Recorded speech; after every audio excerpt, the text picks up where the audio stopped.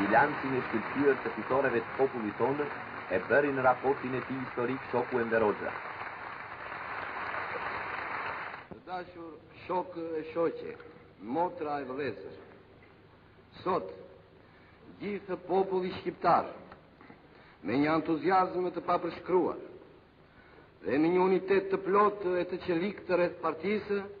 kremton festën në 28 nëntorit dhe jubileun e 15 të çlirimit të atleut tonë nga pushtuesit fashistë dhe tradhtarët e vendit.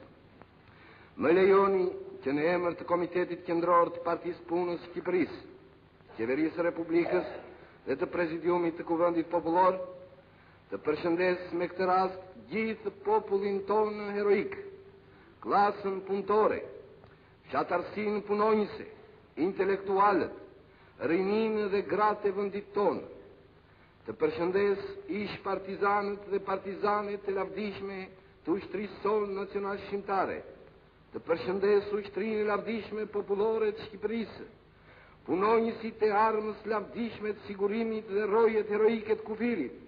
gëzuar shokë e shoqe, festën e çlirimit, festën e jetës së re.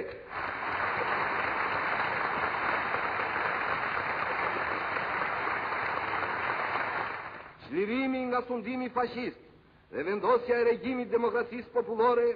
janë të lidhura ngushtë me luftën legjendare të ushtrisë lavdishme sovjetike, me fitorjen e saj historike mbi fashizmin, me miqësinë e madhe që lidh popullin tonë me popujt vëllezër të Bashkimit Sovjetik.